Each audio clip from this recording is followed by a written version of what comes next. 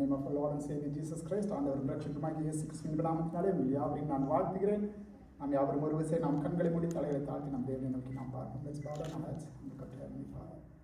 Loving Heavenly Lord, we thank you so much for this day that you have given us, Lord, to gather here in one accord, to glorify you and to praise you and to worship you. And even now as we open the scriptures, Lord, we pray that your Holy Spirit would help us to understand and apply these lessons in our lives, Lord. அந்த நாளில் நாங்கள் தியானிக்க போகிற வார்த்தைகள் வசனங்கள் உங்களுடைய சமூகத்தில் நாங்கள் அர்ப்பணிக்கிறோம் தாவனே. ஆவியான நீர்தாவே எங்கள் மத்தியில் கிரியை செய்ய அசைவாடுங்க. ஆண்டவர் இந்த வார்த்தைகள் மூலமாய் ஆண்டவரே எங்களுடைய ஆவிக்குரிய வாழ்க்கை இன்னும் மேம்பட எங்கள் ஒவ்வொருவரும் நீங்கள் கிருபை செய்ய கர்த்தாவே. இப்ப இயேசு இன்ப நாமத்தில் கேட்கிறோம் பிதாவே. Amen. Amen. For the past several weeks we have been meditating from the book of Revelation. வெளிப்படுத்தின விசேஷத்தின் புஸ்தகத்திலிருந்து நாம் தியானித்துக் கொண்டு இருக்கிறோம். So after 4 weeks we completed chapter 1. So கடந்த ஞாயிற்றுக்கிழமை நாம் இந்த வெளிப்படுத்தல் 1வது அதிகாரத்தின் கடைசி வசனங்களை நாம் தியானித்தோம். We meditated the last verses about the son of man. The மனுஷகுமாரனுக்கு ஒப்பான ஒருவரை நான் கண்டேன். So what did he look like? You know, like, so we saw from last week where he was standing among the 7 golden lampstands. So what does it mean? And so that's what we saw last week. But before that, we did like the introduction to the book of Revelation, what it is all about, who wrote it, whom it was written for, and all that. யாருக்காக இது எழுதப்பட்டது, எப்பொழுது எழுதப்பட்டது, யாரால் எழுதப்பட்டது, எல்லாத்தையும் கடந்த வாரங்களில் நாம் தியானித்தோம். இந்த நாளிலும் நேரடியாக 2வது அதிகாரத்துக்கு நாம் செல்ல இருக்கிறோம். We are going to go to chapter 2. Okay, chapter 2, 2வது அதிகாரம். நாம் எல்லாரும் இந்த அதிகாரத்தை நாம் எடுத்துக்கணும். So we're going to start meditating on the 7 churches. 7 சபைகளை குறித்து இந்த நாளிலே நாம் தியானிக்க இருக்கிறோம். இந்த நாளில் மாத்திரமல்ல, வருகிற நாட்களிலும். Like, it's too much. Like, there are 2 chapters covering these 7 churches. So we won't be able to do the entire 7 churches today, but God willing, this coming weeks, we'll be focusing one church a week. That's the plan that I have, but we don't know like what the Lord has in mind. கர்த்தருக்கு என்ன, அவர் எப்படி வழிநடத்துகிறாரோ வருகிற நாட்களில் கர்த்தருக்கு சித்தமானால் இந்த 7 சபைகளை குறித்தும் அதிலிருந்து நாம் கற்றுக்கொள்ளக்கூடிய சில பாடங்களை குறித்து நான் அந்த நாளிலே நாம் பார்க்க இருக்கோம். So turn with me to Revelation chapter 2. வெளிப்படுத்தல் 2வது அதிகாரத்தை நாம் யாவரும் இந்த வெளியிலே நாம் எடுத்துக்கொள்வோம். இதில் முதல் 7 வசனங்கள், first 7 verses, they talk about the first church of Ephesus. எபேசு சபையை குறித்து அந்த இடத்துல சொல்லப்பட்டு இருக்கிற காரியங்களை இந்த நேரத்தில் நாம் வாசிப்போம். To the angel of the church in Ephesus write the words of him who holds the 7 stars in his right hand, who walks among the 7 golden lampstands. I know your works, your toil and your patient endurance, and how you cannot bear with those who are evil, but have tested those who call themselves apostles and are not, and found them to be false. I know you are enduring patiently and bearing up for my name's sake, and you have not grown weary. But I have this against you, that you have abandoned the love you had at first. Remember therefore from where you have fallen, repent and do the works you did at first. If not, I will come to you and remove your lampstand from its place, unless you repent. Yet this you have, you ate the works of the Nicolaitans, which I also ate. He who has an ear, let him hear what the Spirit says to the churches. To the one who conquers, I will grant to eat of the tree of life, which is in the paradise of God. தமிழிலே விதமாக அதை நாம் வாசிக்கிறோம். எபேசு சபையின் தூதனுக்கு நீ எழுத வேண்டியது என்னவெனில், 7 நட்சத்திரங்களை தம்முடைய வலது கரத்தில் ஏந்தி கொண்டு 7 பொன் விளக்குகளின் மத்தியிலே உலாவிக் கொண்டிருக்கிறவர் சொல்லுகிறதாவது, உன் கிரியைகளையும் உன் பிரயாசத்தையும் உன் பொறுமையையும் நீ பொல்லாதவர்களை சகிக்க கூடாமல் இருக்கிறதையும் அப்போஸ்தலர் அல்லாதவர்கள் தங்களை அப்போஸ்தலர் என்று சொல்லுகிறதை நீ சோதித்து அவர்களை பொய்யர் என்று கண்டறிந்ததையும் நீ சகித்துக் கொண்டிருக்கிறதையும் பொறுமையாய் இருக்கிறதையும் என் நாமத்து நிமித்தம் இளைப்படையாமல் பிரயாசப்பட்டதையும் அறிந்திருக்கிறேன். ஆனாலும் நீ ஆதியில் கொண்டிருந்த அன்பை விட்டாய் என்று உன் பேரில் எனக்கு குறை உண்டு. ஆகையால் நீ இன்ன நிலைமையிலிருந்து விழுந்தாய் என்பதை நினைத்து மனம் திரும்பி ஆதியில் செய்த கிரியைகளை செய்வாயாக. இல்லாவிட்டால் நான் சீக்கிரமாய் உன்னிடத்தில் வந்து நீ மனம் திரும்பாத பட்சத்தில் உன் விளக்கு தண்டை அதனிடத்திலிருந்து நீக்கி விடுவேன். நான் வெறுக்கிற நிக்கோலாய் மதஸ்தரின் கிரியைகளை நீயும் வெறுக்கிறாய், இது உன்னிடத்தில் உண்டு. ஆவியானவர் சபைகளுக்கு சொல்கிறதை காதுள்ளவன் கேட்க கடவன். ஜெயம் கொள்கிறவன் எவனோ அவனுக்கு தேவனுடைய பரதேசின் மத்தியில் இருக்கிற ஜீவ விருட்சத்தின் கனியை புசிக்க கொடுப்பேன் என்று எழுது என்று சொல்லி இந்த இடத்துல நாம் வாசிக்கிறோம். ஆவியானவர் யோவானுக்கு வெளிப்படுத்தின சில காரியம். To the church in Ephesus, சபைக்கு இவ்விதமாக நீ எழுது. Write like this. This is what you have to write. If you continue to read this particular chapter, he writes to all the 7 churches. 7 சபைகளுக்கும் இந்த காரியங்கள் எழுதப்பட்டிருக்கிறது அந்த இடத்துல நாம் வாசிக்கலாம். The Lord Jesus, through John, he addresses these 7 churches to evaluate, to diagnose the problems that they are having. And John is writing to this church as in a form of a prophecy and also a promise. நீங்க பாத்தீங்கன்னா இதுல ஒரு தீர்க்க தரிசனமும் இருக்குது, அதே நேரத்துல அங்கே கடைசியில் ஒரு வாக்குத்தத்தத்தோடு கூட முடிக்கிறதை நாம் வாசிக்கலாம். 7வது வசனம், ஜெயம் கொடுக்கிறவனோ அவனுக்கு தேவனுடைய பரதேசின் மத்தியில் இருக்கிற ஜீவ விருட்சத்தின் கனியை நான் புசிக்க கொடுப்பேன் என்று எழுது. So there is also a promise. If you read, that's a pattern for all the 7 churches. 7 சபைகளுக்கும் எழுதும் பொழுது இந்த ஜெயம் கொள்கிறவனோ it says to the one who conquers, to the one who conquers. It will be repeated for all 7 churches. So there is a pattern here. And if you see it, look at the 7 churches. I think one of the weeks we had a slide which talks about what is the 7 churches, what is the timeline of the 7 churches, and the church had a timeline, right from the early church. ஆதி திருச்சபையிலிருந்து ஒவ்வொரு சபையும் ஒரு காலகட்டத்திலே அது எவ்விதமாக அது இருந்தது. It was a nice map, like how the Ephesus church represented the early church, the apostolic church. அப்போஸ்தலர்கள் ஸ்தாபித்த அந்த சபை அது குறிக்கிறதா அது இருக்கிறது. Because a lot of apostles directly ministered in this church. Like Paul, he was one of the founders of this church. In the சபையை அங்கே பவுல் அங்கே missionary ஜர்னியாக அவர் வருகிறார். He goes on missionary trips and he stays there for almost 3 years. 3 ஆண்டுகள் கிட்டத்தட்ட அந்த ஊரிலே அவர் தங்கி இருக்கிறார் என்று சொல்லி நாம் பார்க்கிறோம். That we read that in the book of Acts. We come to that. But before that, all these 7 churches, I think there is a map here. Okay, yeah, this is the list. So I can probably post it to you later. So these are the 7 churches, and these are the 7 church locations here. If you see here, modern Turkey, Katkala Turkey Nade என்று சொல்கிறோம், the modern Turkey, this is where all these 7 churches, it's a part of West Turkey, in Western Turkey, like close to Greece. So that's where all these 7 churches are located. So these are the current names of some of the cities. Istanbul, you must have heard about that. Ankara, and all the city names are there. But the purple ones, and the purple நிறத்துல இருக்கிற அதுதான் அந்த ஒவ்வொரு சபைகளும். Ephesus சபை, Smyrna, Pergamon, Thyatira, Sardis, Philadelphia, and Laodicea. These were all the ancient cities. And the churches in each of the cities, and the names are given for each of the cities based on the name or the city that they were in. ஒவ்வொரு சபைக்கும் கொடுக்கப்பட்டிருக்கிற பெயர் அது எந்த பட்டணத்தில் அது இருந்ததோ. இப்போ ஆட்டாவா சபை, டொரண்டோ சபை, மான்ட்ரியல் சபை, கார்ன்வால் சபை, இவ்விதமாக அந்த சபையின் பெயர்கள் இருந்திருக்கலாம். இப்போ அங்கே நீங்கள் பார்த்தீங்கன்னா each church was named after the location. So this particular church, the church at Ephesus, church in Ephesus, Ephesus சபை, the எபேசுங்கிறதான ஒரு பட்டணத்திலே அது இருந்தது. So we need to really understand that. So each and every, the church name, the 7 churches, they are in Asia Minor or Western Turkey. And John wrote this letter from the island of Patmos. We saw that in the first week. Why he was there? Because of the persecution. பாடுகள் மத்தியில். Because the king Domitian, he exiled him because he was preaching or teaching the people not to worship him. அங்க Roman சக்கரவர்த்திகள் அவர்கள் தங்களை எல்லாரும் வணங்க வேண்டும். They passed laws and they wanted everyone to worship them as God. அவர்களை தங்களை தேவன் என்று சொல்லி எல்லாரும் வணங்க வேண்டும் என்று சொல்லி. But John preached, no, you're not worshiping anyone except the Lord. தேவனை தவிர வேறு யாரையும் வணங்கக்கூடாது என்று சொல்லி அங்கே யோவான் தன்னுடைய சபைக்கு அவர் போதித்ததினால என்ன செய்யப்பட்டார்? அவர் நாடு கடத்தப்பட்டார். He was put into this island, and that's where this island Patmos is there in the bottom left, that white dot in the ocean. So it was a small island and he was in exile there. அந்த இடத்துல அவர் இருக்கும் பொழுது அந்த 7 சபைகளுக்கும் ஆவியானவர் எழுத சொல்கிறார்.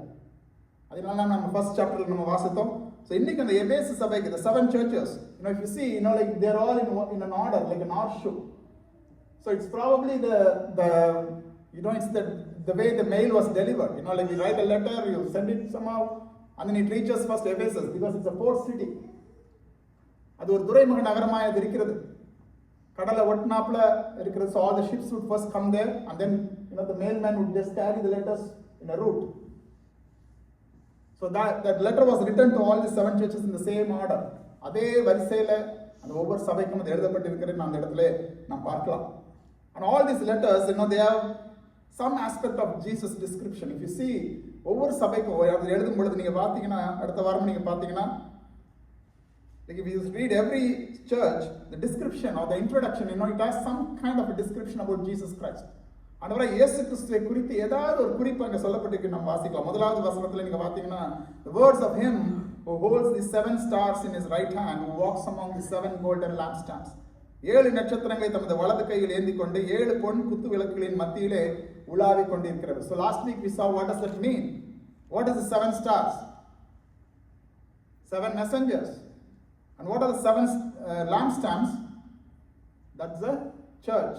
Each and every church. The 7 lampstands are the 7 churches. If you read that in the last verse of the previous chapter, அது முந்தின அதிகாரத்தின் கடைசி வசனத்தை நீங்க வாசித்தீங்கன்னா, என் வலது கரத்தில் நீ கண்ட 7 நட்சத்திரங்களின் ரகசியத்தையும் 7 பொன் குத்து விளக்குகளின் ரகசியத்தையும் எழுது. அந்த 7 நட்சத்திரங்களும் 7 சபையின் தூதர்களாம். நீ கண்ட 7 குத்து விளக்குகளும் 7 சபைகளாம். The 7 golden lampstands are the 7 churches, and the 7 stars are the 7 messengers or angels of the 7 churches, which is the leaders or the pastors of those churches. அந்த சபையின் தூதர்களுக்கு நீ எழுத வேண்டிய காரியம் இதுதான். And everything has got a promise and everything has got a blessing to the overcomers. யாரெல்லாம் ஜெயம் கொள்கிறார்களோ அவர்களுக்கு ஒரு வாக்குத்தத்தம், ஒரு ஆசீர்வாத வசனம் அந்த இடத்துல நம்ம பார்க்கலாம். ஆண்டவருடைய 2ஆம் வருகை அந்த காரியங்களை குறித்து எல்லாத்துலையும் 20 22வது அதிகாரம், if you read Revelation chapter 20 to 22, 20 22வது அதிகாரம் வரை நீங்க வாசித்தீங்கன்னா, அங்க it talks about the paradise and all that. So the similar blessings are reflected in this first chapter. So இந்த 2வது அதிகாரத்துல நீங்க வாசிக்கலாம். 2-3வது அதிகாரத்துல நீங்க வாசிக்கலாம். அங்க 2 சபைகள், உபத்திரவத்தின் வழியாய் சென்ற சபைகள்.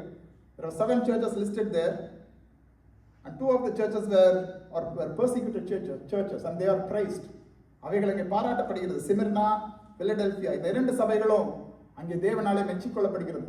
The Lord praises them because they are persecuted churches. And there are 2 churches, they are very comfortable churches, and they face criticism.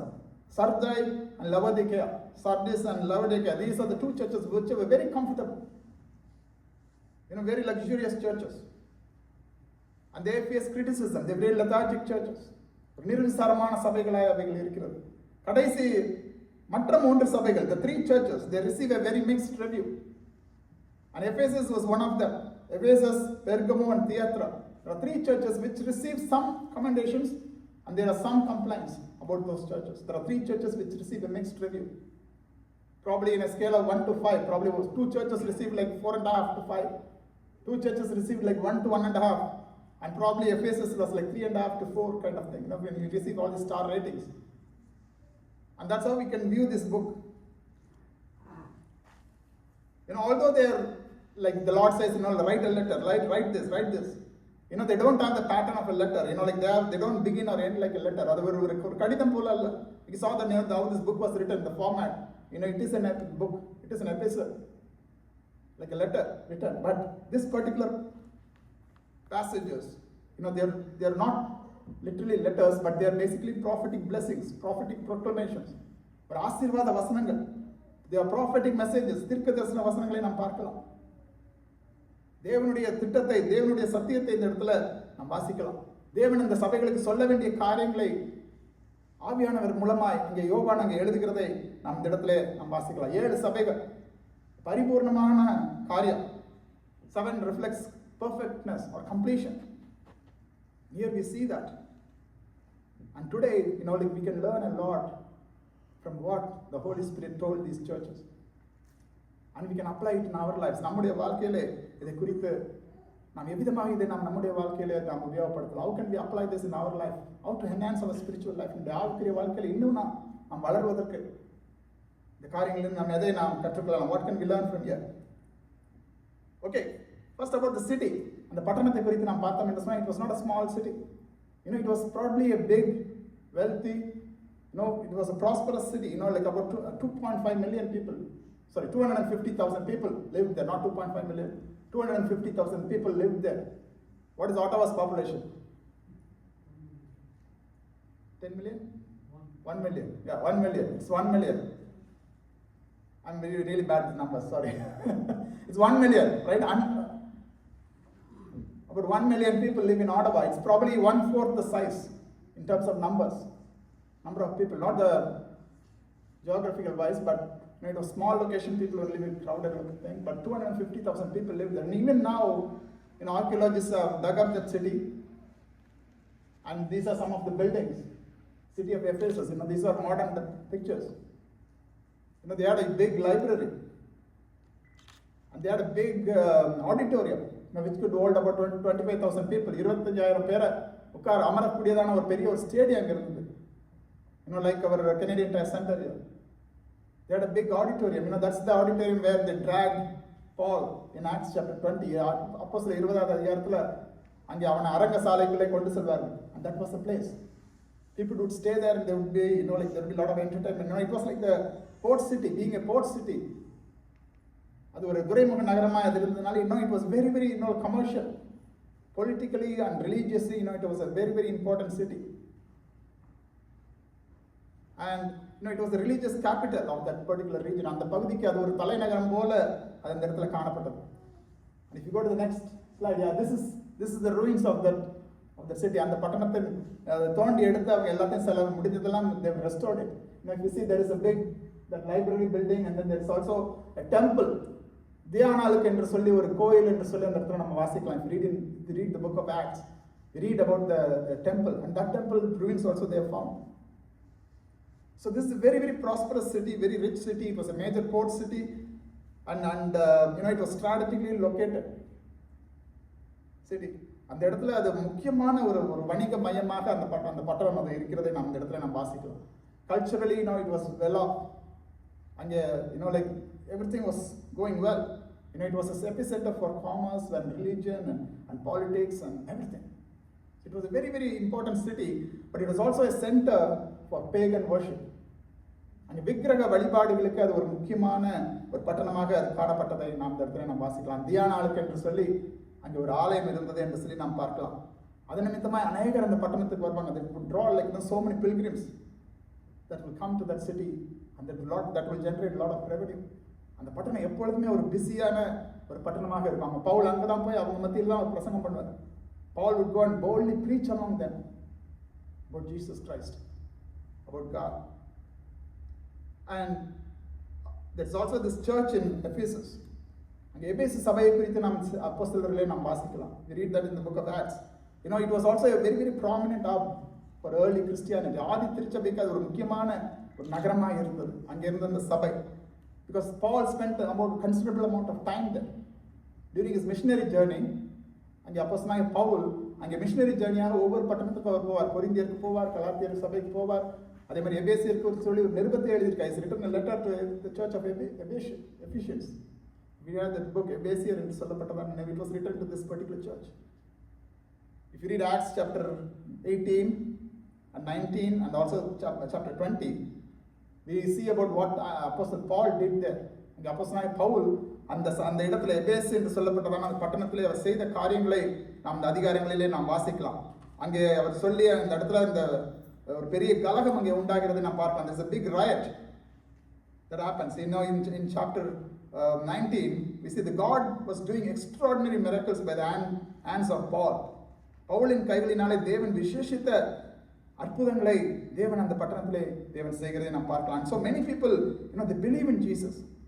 But at the same time, in verse number 20, about that time there arose no little disturbance concerning the way.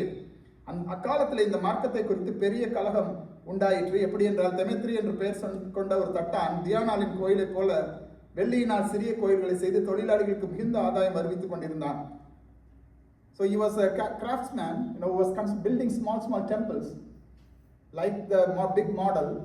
அந்த பெரிய ஒரு கோயிலை போல ஒரு சிறு கோயில் அவன் பண்ணி விற்று கொண்டிருக்கிறான். He and his fellow people, like the silversmith.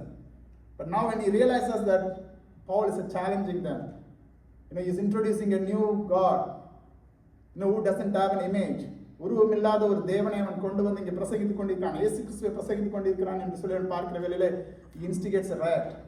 அந்த இடத்துல ஒரு கலகத்தை அவன் உண்டாக்குறதை நாம் பார்க்கலாம். And then after in chapter 20 we read that after the uproar ceased, Paul sent for the disciples, and after encouraging them he said farewell and departed. அப்பதான் இப்போ 20வது அதிகாரத்தில் he leaves this city. எபேசு பட்டணத்தை விட்டு அவன் வெளியே போகிறான். They arrest him, they bring him into the auditorium and all that, and they ask Paul to speak, and Paul speaks there. So that's another thing. We'll come to that later. But Paul spent considerable amount of time in Ephesus. establishing that church, teaching that church. அந்த சபைக்கு அவன் போதித்து அந்த சபையை அந்த இடத்துல உருவாக்கி he spent a lot of time. And he also wrote this letter to Ephesians. எபேசு சபைக்கு அங்கே ஒரு கடிதத்தை எழுதுகிறார். If you read that book of Ephesians, எபேசிற்கு எழுதப்பட்ட நிருபத்தை பார்த்தீங்கன்னு சொன்னா, even though it was like a regular letter to other churches, எல்லா சபைகளுக்கும் எழுதுறது போல எழுதினாலும் like those lot of things, themes of unity among believers. விசுவாசிகள் எல்லாம் ஒன்னா இணைந்து இருக்கணும், ஒற்றுமையா இருக்கணும், ஒரு மனதாக இருக்கணும். And our personal holiness is very important. தேவனுக்கு முன்பாக பரிசுத்தமாய் நாம் வாழ வேண்டும். And how to organize the church. There are a lot of things that he covers in that letter. And also he sends Timothy அந்த இடத்துக்கு அனுப்பப்படுகிறான். We all know Timothy was like Paul was a mentor to Timothy. And he sends Timothy, and Timothy serves there for a few years. And John, Apostle John, he was also a key figure in that city, the city of Ephesus. எபேசு பட்டணத்திலே அங்கே யோவானும் அங்கே ஊழியம் செய்கிறார். அங்கிருந்து தான் அவர் நாடு கடத்துறாங்க. From here only he was exiled to Patmos because it was very close in the map. If you see that, he's exiled. But he doesn't forget this Ephesus. That's a very, very prominent church. மிகவும் முக்கியத்துவம் வாய்ந்த ஒரு சபையாக இருக்கிறது. ஏன்னு சொன்னால் ஆண்டவராகிய இயேசு கிறிஸ்துவின் தாயாகிய மரியாள், we all know on the cross, what did Jesus say? John, this is your mother. இது உன் தாய். மரியாளை பார்த்து சொல்ற இதோ உன் மகன். So tradition says that Mary was with John in this particular city. இந்த பட்டணத்தில் தான் அங்கே மரியாள் போய் இருந்தால் என்று சொல்லி அங்கே ஆராய்ச்சியாளர்கள் சொல்கிறார்கள். Because there is also a small temple there, a church there dedicated to Mary. So now let's come to the main part. இங்கே முக்கியமான இடத்துக்கு நாம் வருவோம். வெளிப்படுத்தல் 2வது அதிகாரம் 2வது 3வது வசனங்களை நாம் வாசித்தோம் என்று சொன்னால், அந்த இடத்துல Revelation chapter 2, first the Lord talks about like he commends them. அவர்களை தேவன் பாராட்டுகிறதை நாம் பார்க்கலாம். Usually when we like even in office, like those who are in managerial positions, like they teach you, when you do one-on-ones or when you do performance assessments, you don't always highlight the complaints. அவங்களை குறித்து நீங்க என்ன எப்பவுமே நீங்க இது சரியில்லை அது சரியில்லை பிள்ளைகளை நம்ம வளர்க்கும் போது கூட, even when you raise children, we first encourage them. Oh, really good, that's really nice.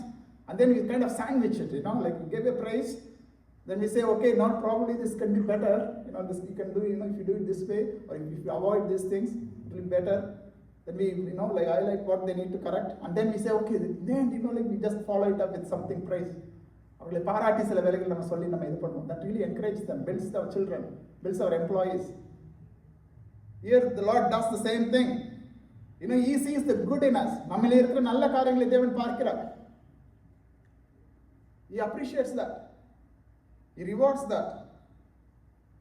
But at the same time he also points out the negatives. நம்மிடம் இருக்கிற சில தவறான காரியங்களையும் தேவன் நமக்கு சுட்டி காட்டுகிறார். Because he wants to discipline us. He is our father. நம்முடைய தகப்பனை போல அவர் நம்மை சிட்சிக்கிற ஒரு தேவனாய் அப்படி இருக்கிறார். If you only point out our children's faults, if you always punish them for that, they will never develop, they will never learn, they will only hate us. But here we see the Lord encouraging them. The Lord exactly does that. First he encourages them. முதலாவது அவர்களை பாராட்டுகிறார். முதல்ல சொல்றார், I'm encouraging you, I'm appreciating you. The verse number 2, it says, I know your works, your toil and your patient endurance. Now you cannot bear with those who are evil, but have tested those who call themselves apostles and are not, and found them to be false. I know you are enduring patiently and bearing up for my name's sake, and you have not grown weary. There is a lot of positive things that the Lord tells about them. Lot of positive things. உன் கிரியைகளை, உன் பிரயாசத்தை அறிந்திருக்கிறேன், உன் பொறுமையை நான் அறிந்திருக்கிறேன், நீ பொல்லாதவர்களை சகிக்க கூடாமல் இருக்கிறதை அறிந்திருக்கிறேன், நீ சகித்துக் கொண்டிருக்கிறதை அறிந்திருக்கிறேன், நீ பொறுமையாக இருக்கிறதை, என் நாமத்து நிமித்தம் இலைப்படையாமல் நீ பிரயாசப்பட்டதையும் நான் அறிந்திருக்கிறேன். Faithful endurance. The Lord sees that. He observes that. He appreciates that. தேவன் அதை பாராட்டுகிறார், மெச்சிக்கொள்கிறார். உன் கிரியைகளை நான் அறிந்திருக்கிறேன். சிலர் எப்பவுமே they will just only talk. They will not show it in action. They will not show it in deeds. சிலர் எப்பவுமே வார்த்தையே அவங்க எல்லாத்தையும் இது பண்ண பார்ப்பாங்க, ஆனால் ஆக்ஷன்ல ஒண்ணுமே இருக்காது. ஆனா இந்த சபை, they were all not only just talking and preaching, but they were also acting on it. They were doing it. It was not just words, but they were also good at deeds. ஒரு நற்கிரியைகளை அவர்கள் செய்து கொண்டிருந்தார்கள் என்று சொல்லி நாம் பார்க்கலாம். ஏன்னு சொன்னால் எபேசியர் 2வது அதிகாரத்துல அப்போஸ்தலனாகிய பவுல் எபேசியர் சபைக்கு எழுதும்போது அவர் சொல்கிறார், ஏனெனில் நற்கிரியைகளை செய்கிறதற்கு நாம் கிறிஸ்து இயேசுவுக்குள் சிருஷ்டிக்கப்பட்ட தேவனுடைய செய்கையாய் நாம் இருக்கிறோம். We are his workmanship created in Christ Jesus for good works, for good works. And there are good works or deeds of faith. There are deeds of righteousness. There are different types of deeds. There are some things which we do out of faith. நம்முடைய விசுவாசத்தினாலே நாம் சில காரியங்களை நாம் செய்கிறோம், விசுவாசிக்கிறோம். வேதத்தில் இன்னொரு வசனம் உண்டு, யாக்கோபு அப்படியே விசுவாசமும் கிரியைகள் இல்லாதிருந்தால் தன்னிலே தானே அது செத்ததா இருக்கும் என்று சொல்லி நாம் வாசிக்கிறோம். We need to have faith, because but we cannot just sit upon faith and say, okay, Lord will do it, Lord will do it. Yes, Lord will do it, but we also have to follow that with our works, or good works. So there are some things that we do out of faith. There are some things which we do out of righteousness. நீதியின் கிரியைகள் உண்டு, வேதத்தில் நாம் வாசிக்கிறோம். There are பற்பல கிரியைகள் உண்டு, அன்பின் கிரியைகள் உண்டு.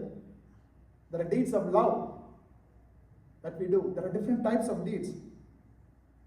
Even Jesus Christ, he says in Matthew chapter 5 at verse number 16, மத்தேயு 5வது அதிகாரம் 16வது வசனம், மனுஷர் உங்கள் நற்கிரியைகளை கண்டு பரலோகத்தில் இருக்கிற உங்கள் பிதாவை மகிமைப்படுத்தும்படி உங்கள் வெளிச்சம் அவர்கள் முன்பாக பிரகாசிக்க கடவுது. The same way, let your light shine before others so that they may see your good works and give glory to your Father who is in heaven. It's not, these deeds are not for our glory. That's the key thing. If you try to do things or good works for your glory, for your satisfaction, then the Bible condemns that. But if you do it for God's glory, so that God's name will be glorified, பிதாவை மகிமைப்படுத்தபடி உங்கள் வெளிச்சம் அவர்களுக்கு முன்பாக பிரகாசிக்க அது மனுஷர் உங்கள் நற்கிரியைகளை கண்டு. ஆண்டவராகிய இயேசு கிறிஸ்து ஒரு இடத்துல சொல்ல, ஒரு கலசம் சீஷனுங்கிற நாமத்து நிமித்தம் ஒரு கலசம் தண்ணீரை குடிக்கூட, தட்ஸ் a deed. குடிக்கிறவன் தன் பலனை அடையாமல் போகாம். That's the deed of love, deed of charity. And even when a lady, like when the Lord Jesus was sitting with his disciples, a lady comes and she brings an expensive jar of perfume, ஒரு விலையுறந்த ஒரு தைலத்தை கொண்டு வந்து அவருடைய பாதங்களிலே அவர் தடவுகிறார். சீடர்களெல்லாம் பார்த்து ஏன் இது பண்றார்? Why are you doing this? The Lord, she said, what did he say? கர்த்தர் என்ன சொன்னார்? என்னிடத்தில் அவர் நற்கிரியை செய்திருக்கிறார். This was a deed of love. She expressed her love through that action.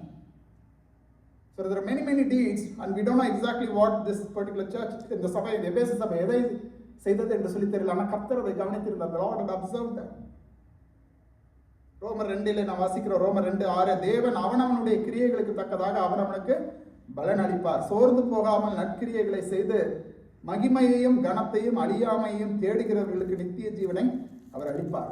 சோர்ந்து போகாமல் நற்கிரியைகளை செய்து அதை மட்டும் சொல்லல, நற்கிரியை செய்து மகிமையையும், தேவனுக்கு மகிமையும் தேவனுக்கு கனத்தையும் தேடுகிறவர்களுக்கு அவர் என்ன செய்வார்? நித்திய ஜீவனை அவர் அளிப்பார்.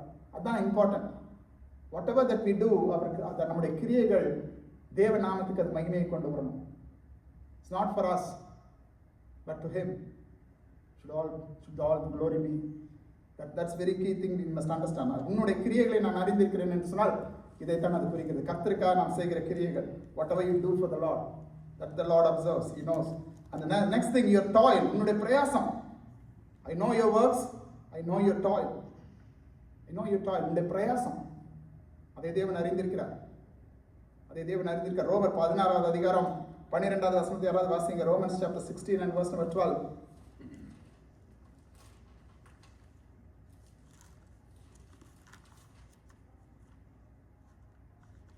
கர்த்தருக்குள் பிரயாசப்படுகிற திரிபேனாலையும் திரிபோசாலையும் வாழ்த்துங்கள். கர்த்தருக்குள் மிகவும் பிரயாசப்பட்ட பிரியமான பெர்சியாலையும் வாழ்த்துங்கள். அந்த ஆதி திருச்சபையில் எல்லாரும் பிரயாசப்பட்டார்கள். They were taking toil for the church, for the gospel, sharing with others. If you look at history, Christian history, கிறிஸ்தவ வரலாற்றை நாம் திரும்பி பார்க்கும் பொழுது, if it was not for the missionaries, for their toil, for their deeds, அவங்க எடுத்த பிரயாசம் இல்லைன்னு சொன்னா கிறிஸ்தவம் இந்தியாவுக்குள்ள வந்திருக்காது. we would have still not heard the gospel. Many centuries ago, 400 years ago, I think, Ziegelberg, he came to India, to the southern shore. Tarangambadiக்கு அவர் வந்து இறங்கினார். There's a lot of opposition. மிகுந்த எதிர்ப்பு. Even the government was not supporting. The day he landed, he was arrested and put into the fort. அவர் arrest பண்ண, even now, there is a memorial there. He was the one who initiated the translation into Tamil. When he landed, he didn't know Tamil. Tamil அவருக்கு தெரியாது. and he would go and sit with small children. சிறு பிள்ளைகள் அங்கே தமிழ் கற்றுக் கொடுத்துட்டு இருப்பார். அவங்களோட போய் உட்கார்ந்து, there was no board or slate or nothing. You would just write on the ground, தரையில மணல்ல தமிழ் எழுத்துக்களை எழுதுவார். he will write that, and he was learning Tamil. Why? Because the thirst that he had for the souls, and he wanted to toil for the Lord. கர்த்தருக்காக பிரயாசப்படணும். Imagine how many miles he would have traveled from his home. He lost his family. His wife died here in India.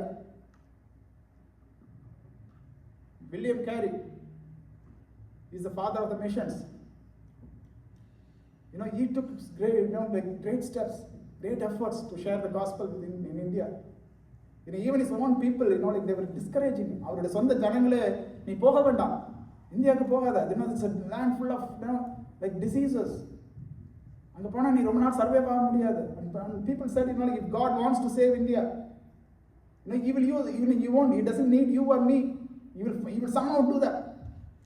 தேவன் இந்தியாவை ரட்சிக்கணும்னு சொன்னா யார் மூலமாக அவர் ரட்சிப்பார்? நீ உன்னால முடியாது, என்னால முடியாது. People are discouraging him, but he was so firm for many years. அநேக ஆண்டுகள் அதற்காக ஜெபித்தார், பிரயாசப்பட்டார், just to convince people to send him. He founded a missionary society. He raised funds, and then finally he came to India, Sarampo. He served the gospel. Why? Because they wanted to do the toil, take the toil for the Lord. கர்த்தருக்காக பிரயாசப்படணும். That was their heart. Expect great things from God. Attempt great things for God. கர்த்தரிடமிருந்து பெரிய காரியங்களை எதிர்பாருங்கள். கர்த்தருக்காக பெரிய காரியங்களை செய்யுங்கள். That was his motto. Today we need to ask ourselves, நாம் கேட்டு பார்ப்போம், சபையை பார்த்து நாம் கேட்போம், are we toiling enough for the Lord? கர்த்தருக்காக நாம் பிரயாசப்படுகிறோமா? Are we sacrificing enough for the Lord? கர்த்தருக்காக நாம் தியாகத்தோடு காரியங்களை நாம் செய்கிறோமா? Yes, there is lot of pressure. Yes, work pressure, family pressure, எல்லா காரியங்களும் நம்ம வாழ்க்கையில் வரும். ஆனால் அதன் மத்தியிலும் நாம் கர்த்தருக்காக உண்மையாக நாம் பிரயாசப்படுகிறவர்கள நாம் காணப்படணும். We need to, amidst all this,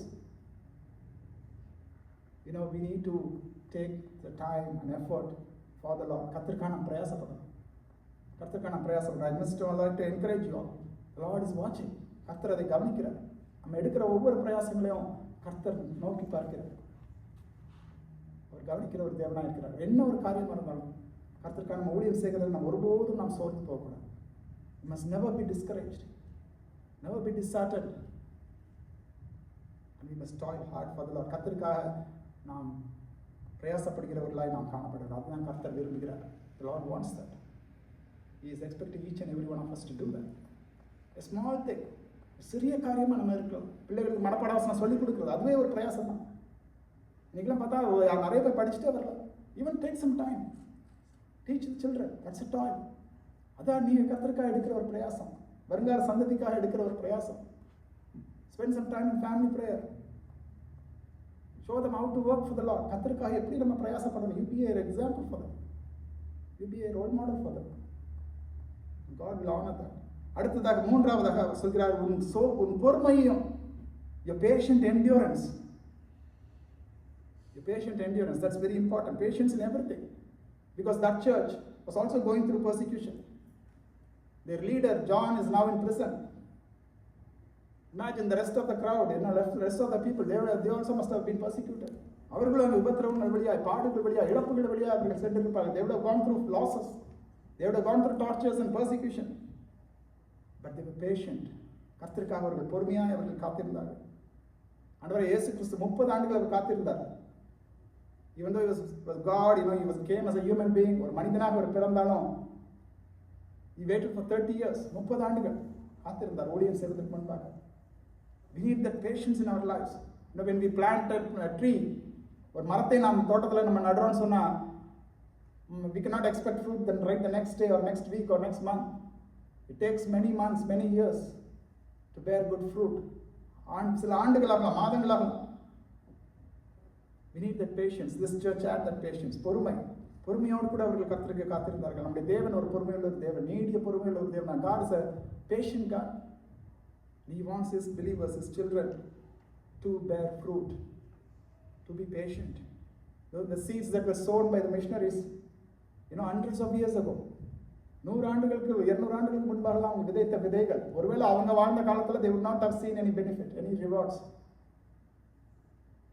but the seeds that they sow, அவர்கள் விதைத்த விதைகள் இன்றைக்கு இந்தியாவில், especially in southern India, there are so many churches, so many people who have accepted Jesus as their Savior.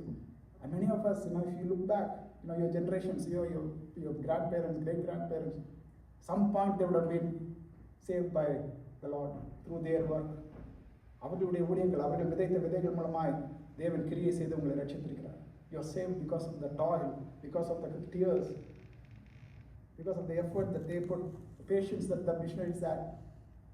Today, what will future generation tell about us? நம்மை குறித்து வருங்கால சந்ததியர் அவர்கள் நம்மை குறித்து எப்படி சொல்வார்கள்? What will they say? And the fourth thing, what the Lord tells about this church is, you cannot bear with those who are evil. பொல்லாதவர்களை சகிக்க கூடாமல் இருக்கிறதையும் நான் அறிந்திருக்கிறேன். And whatever was evil was not allowed in the Ephesian church. The Jews who were distorting the gospel, அங்கே சுவிசேஷத்தை புரட்டி போட்ட யூதர்கள் அங்கே இருந்தார்கள், கள்ள தீர்க்கதரிசிகள் அங்கே இருந்தார்கள், ஆட்டுத்தோலை போர்த்தி கொண்ட ஓநாய்கள் அங்கே இருந்தார்கள். There were fox in sheep's clothes within them. But this church was very vigilant against the evil. அங்கே தீங்கு செய்கிறவர்களை, பொல்லாதவர்களை சகிக்க கூடாமல் அவர்கள் இருந்தார்கள் என்று சொல்லி நாம் வாசிக்கிறோம். என்ன சொன்னால், அப்போஸ்தலர் பவுல் அவர்கள் ஏற்கனவே எச்சரித்திருந்தார். If you read Acts chapter 20 and verse number 29, அப்போஸ்தலர் 20-29 நீங்க வாசித்தீங்கன்னா அவர் சொல்வார், நான் போன பின்பு மந்தையை தப்ப விடாத கொடிதான ஓநாய்கள் உங்களுக்குள்ளே வரும், உங்களிலும் சிலர் எழும்பி சீஷர்களை தங்களிடத்தில் இழுத்துக் கொள்ளும்படி மாறுபாடானவைகளை போதிப்பார்கள் என்று அறிந்திருக்கிறேன். I know that after my departure fierce wolves will come in among you, not sparing the flock, and from among your own selves will arise men speaking twisted things to draw away the disciples after them. So he was warning them already. So this church was very vigilant, very alert. Anybody twisting the truth, anybody false prophets, they were discouraging them, they were getting them out of that church. That was very important. They were not bearing with those who are evil. But we'll come to the verse number 6, I think. Second verse. We'll come back to the complaints later, but இரண்டாவது அதிகாரம்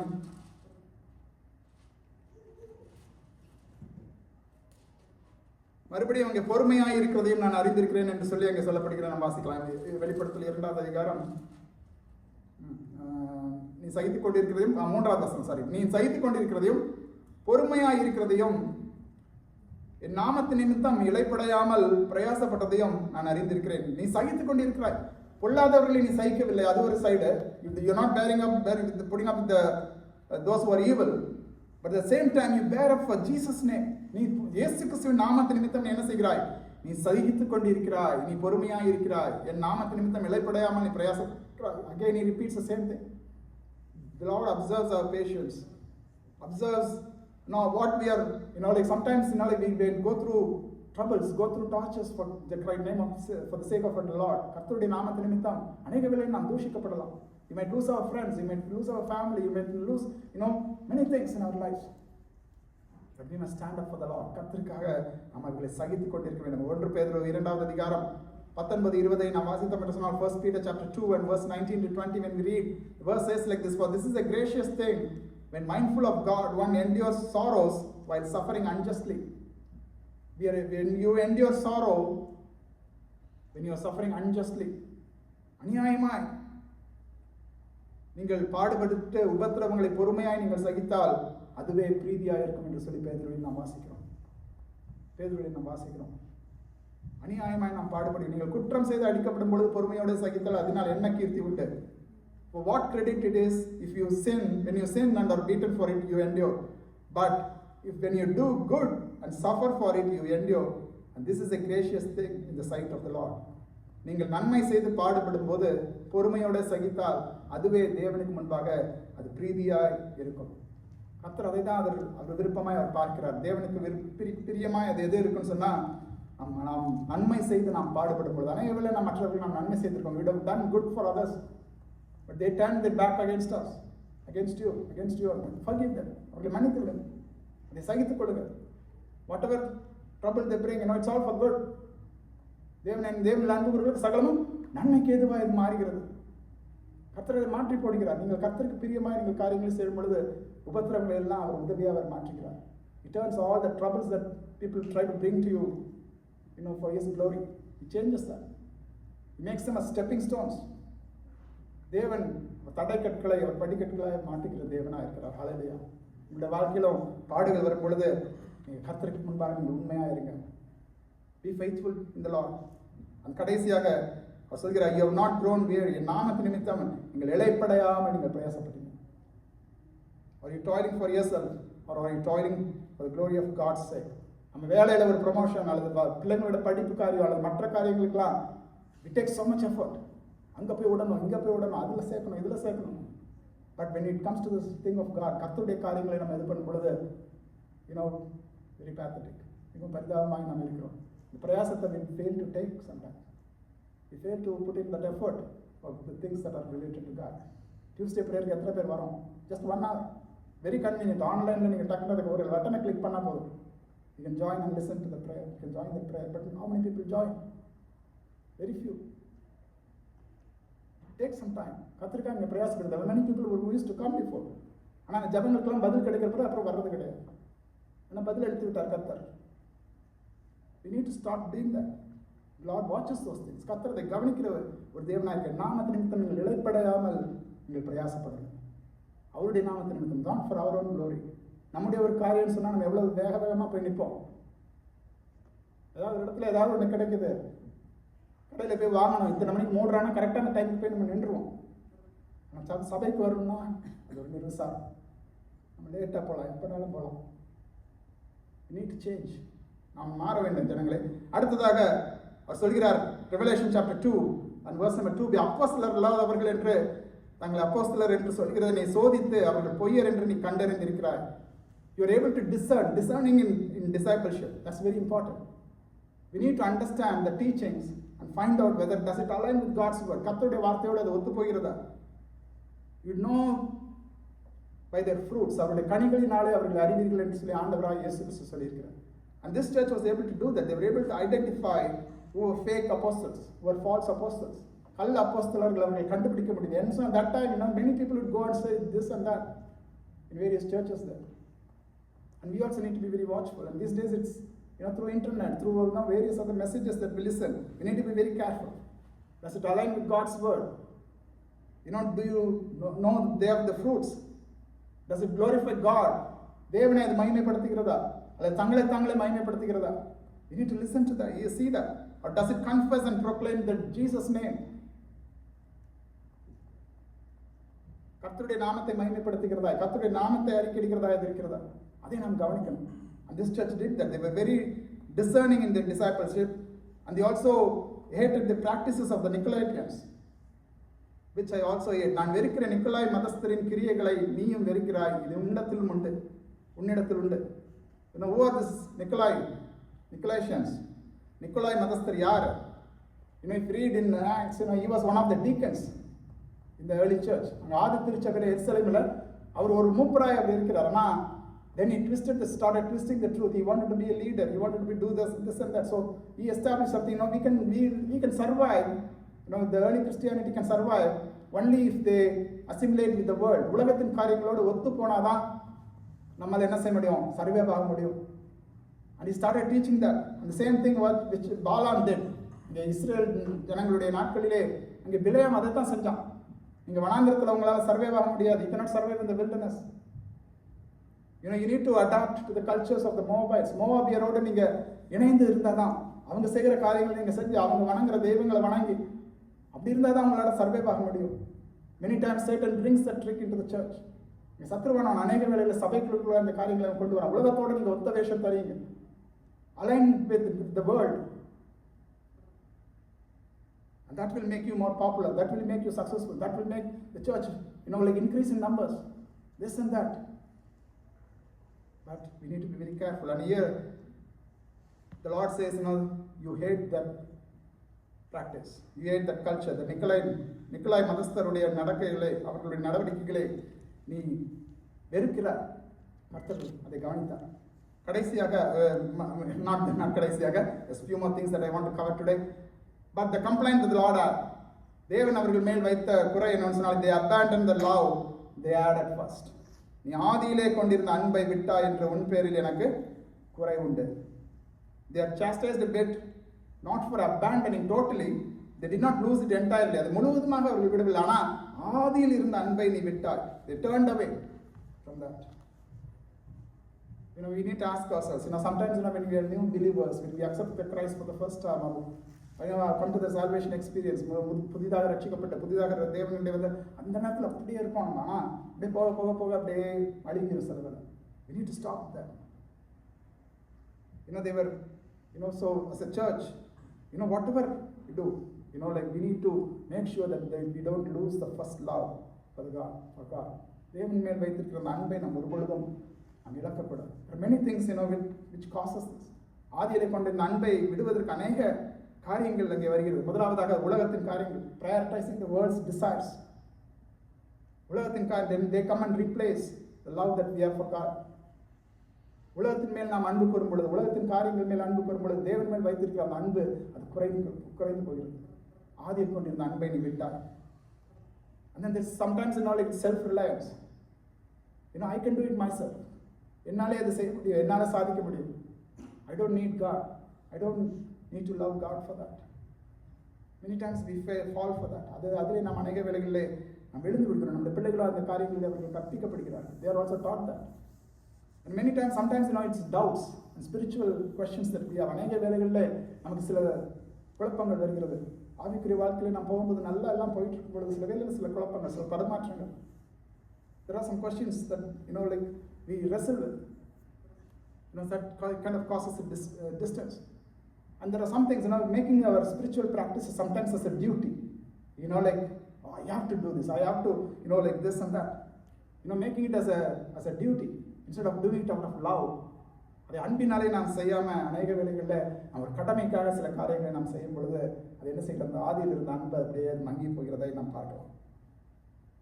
அல்லது ஒருவேளை கடின இருதயம், hardened heart.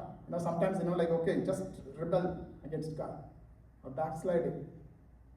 All these things, they sometimes cause a rift in our relationship with God. தேவனோடு கூட நமக்கு இருக்கிறதான அந்த உறவிலே சில வேளைகள் அது விரிசல் உண்டாகிறது. ஆதியில் கொண்டிருந்த அன்பை விட்டா என்று சொல்லி தேவன் ஒரு பொழுதும் நம்மை பார்த்து சொல்லக்கூடாது. The Lord must never say to us, you have abandoned your first love. You must always keep it new, keep it fresh, keep it growing.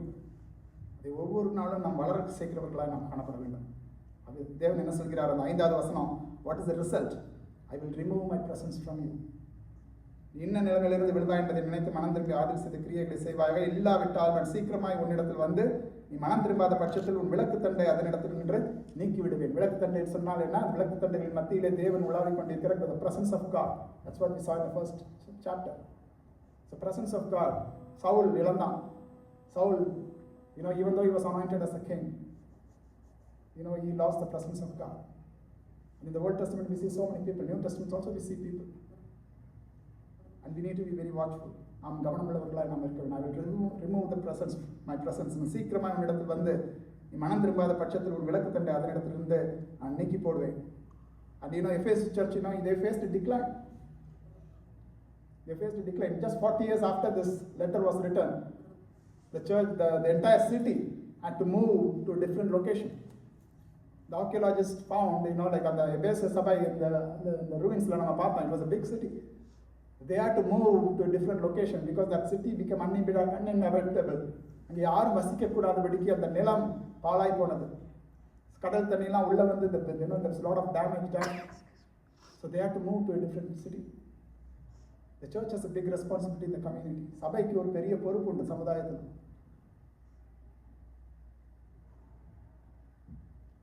What we need to do, நாம் என்ன செய்ய வேண்டும்? What must we do? First, அந்த வசனத்திலே அந்த காரியத்தை நாம் வாசிக்கலாம். நீ என்ன நிலைமையிலிருந்து விழுந்தாய் என்பதை நினைத்து, remember. The first action we need to do is, there are 3 R's. First, we need to remember.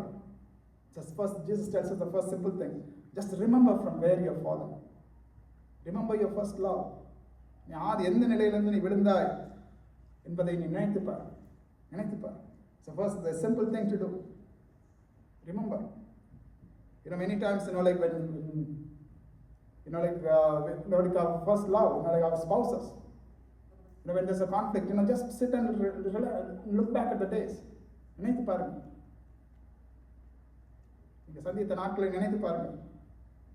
The cities, you might have born, raised and studied and moved and things, everything, a lot of things would have changed. Family structures would have changed, jobs changed, countries changed, but the love never changed. ஆனால் கணவன் மனைவிக்குள்ள இருக்கிற அன்பு ஒரு பொழுதும் மாறாது. அதே போல தான் தேவன் மேல் நம்ம வைத்திருக்கிற அன்பு ஒரு பொழுதும் குறைந்து போகக்கூடாது. ஜஸ்ட் ரிமெம்பர், தேவன் உங்களை எந்த நிலைமையில் அவர் உங்களை மீட்டார் என்று சொல்லி நினைத்து பாருங்க. ரிமெம்பர், இன்னும் நிலையில நீங்க விழுந்தோன்னு சொல்லி நீங்க நினைத்து பாருங்க. First thing. Then second thing is repent. When he says repent, repent is one of the words that's very used very often in the Bible. வேதத்தில் நாம் பார்க்கிறோம் அநேக இடங்களில் மனம் திரும்பி. Repent is not just feeling bad. நம்ம இதை செஞ்சுட்டோமே என்று சொல்லி மனஸ்தாபப்படுறது மாத்திரம் இல்ல, அதை செய்யாமல் இருக்கிறது.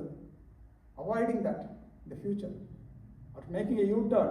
ஒரு தவறான பாதையில நம்ம போயிட்டு இருக்கோம்னு சொன்னா, if you're going in a wrong direction, and it's not enough that you stop there, but you must go back to the right direction. You will turn back. You don't stop there. You take a U-turn and you go to the right place. This is what repenting is. மனம் திரும்பணும். Not just admitting wrong behavior, but replacing that with what is right behavior. தவறானதை நிறுத்துவது மாத்திரமல்ல, சரியானதை செய்வதன் மூலமாய் மனம் திரும்புதல். கடைசியாக அவன் என்ன செய்யணும்? ஆதியில் செய்த கிரியைகளை செய்வாயாக.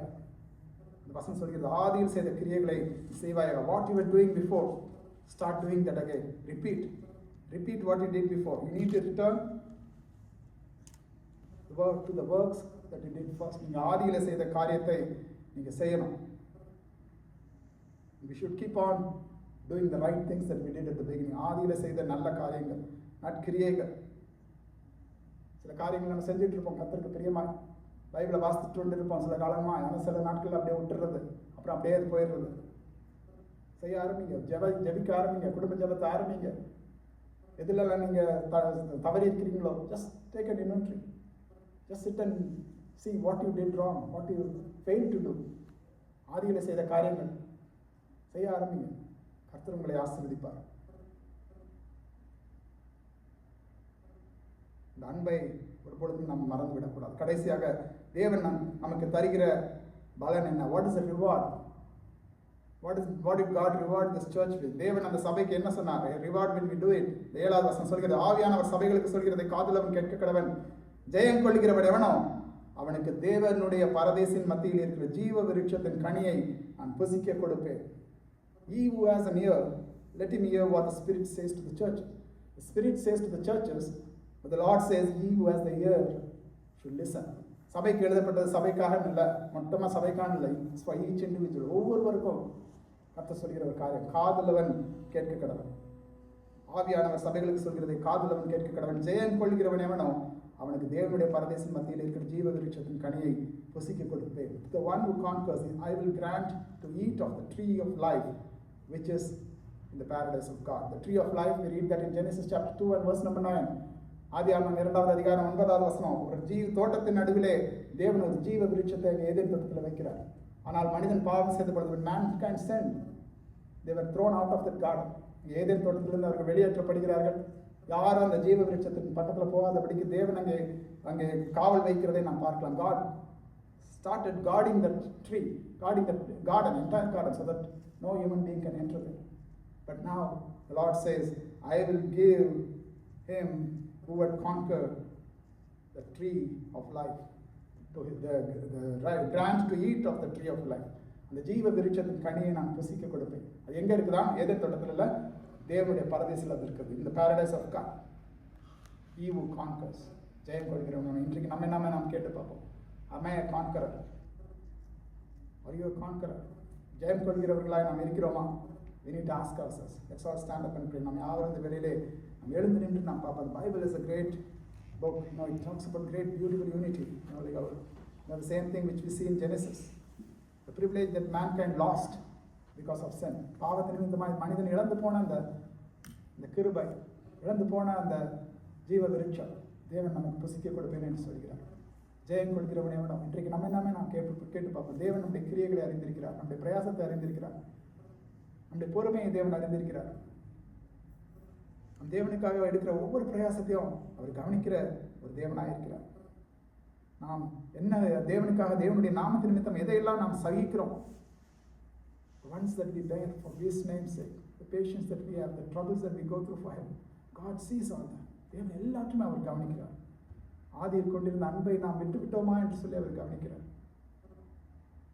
We abandoned the first love. The Lord sees that. Today, let's reconcile with God. தேவனோடு கூட நாம் ஒப்புரவாகும். ஒருவேளை அவரை விட்டு நாம் பின்வாங்கி போயிருப்போம் என்று சொன்னாங்க. தேவன் மேல் நாம் காட்டுகிற அந்த அன்பிலிருந்து நாம் ஒருவேளை நம்ம பின்வாங்கி போயிருப்போம். ஜெப நேரத்தை நாம் குறைத்து, அல்லது வேத வாசிப்பை நாம் குறைத்து, அல்லது சபை ஐக்கியங்களை நாம் குறைத்து, இவ்விதமாக நம் காரியங்களை நாம் செய்து கொண்டு இருக்கிறோமா? தேவனுக்கு பிரயாசத்தை நாம் கொடுக்க நாம் மறந்து போயிருக்கிறோமா? Are we failing to work for the Lord? Anything, the small thing that you do, the Lord sees that and He rewards that. Let's pray. Allah, Heavenly Father, Lord, we thank You for this wonderful day. And even for the verses that we studied today, Lord, about the church of Ephesus. Lord, You acknowledge that the church had done some great things for You. You appreciate them, but at the same time, there is also a small complaint that You had that they had abandoned the first love. Lord, help us to analyze ourselves and ask ourselves that have we abandoned our first love for You?